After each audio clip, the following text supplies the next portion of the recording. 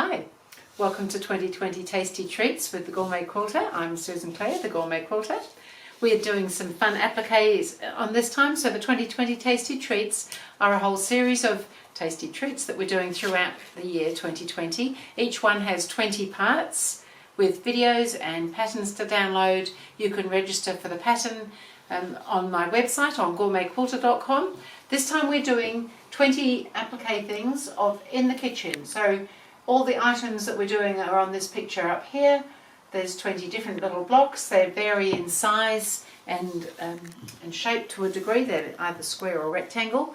And so if you're getting the pattern already, you'll have patterns like this ready for you to trace with all the shapes and everything. So we can just go ahead and get started. I'm doing fused raw edge applique. I'm using batik cloth because I find that with the fused raw edge it doesn't fray as much as some other cottons can do at times. So it works really well for me. So on the pattern pieces, everything, all the shapes on the pattern are numbered so that that just indicates whether they go down first. They don't necessarily have to be the very first one you place if it's number 1, but it needs to go underneath the piece that sits on top. So that's what the numbers are there to show you, that some of these pieces go down early because they've got bits that sit over the top of them. So I'm just finishing positioning these. I'm nearly there. So there's the little, this is a little saucepan. So we've got the inside of my saucepan is dark. I've got a nice bright orange saucepan. This is the little metal bit of a handle. And then this other part of the handle coming out here. So kind of a fun, simple little block. Just a little saucepan this time. I'd love to have a bright orange saucepan like that in my kitchen. And then I'm doing free motion stitching over my applique. So I'm just using something as a stabilizer. I'm actually using a cotton batting. So it's not fusible, but I just iron it onto the batting because it just kind of grips nicely and holds well as a stabilizer. So on the sewing machine, I've gone ahead and got the machine ready to go for free motion stitching. I've got a regular cotton thread in. I've got a free motion foot on, little open toe free motion embroidery type foot, and I've dropped my feed teeth.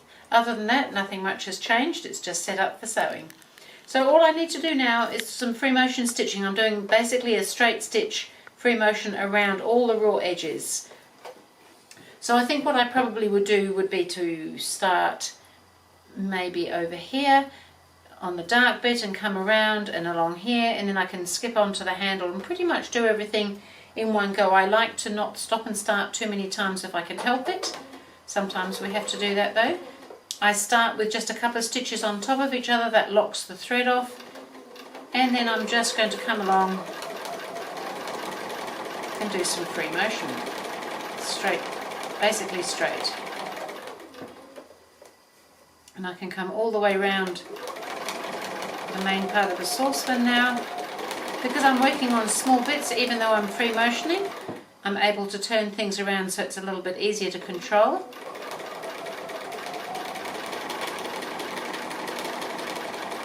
The stitch length is governed by how fast we move the fabric when you're doing free motion. Just get my thread out the way there.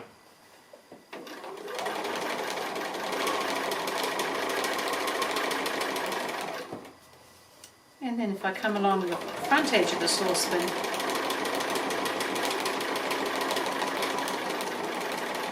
then I'm back where I started, but I can just come down now and go onto that handle there without having to stop and start, and onto this handle as well. Oh, we're going to be around this saucepan in no time.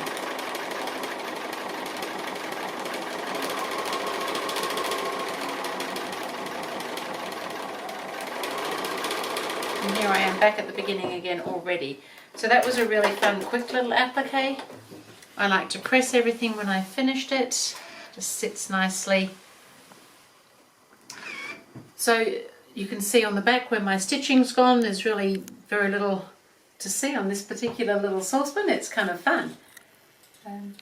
So that was applique number 1 for in the kitchen.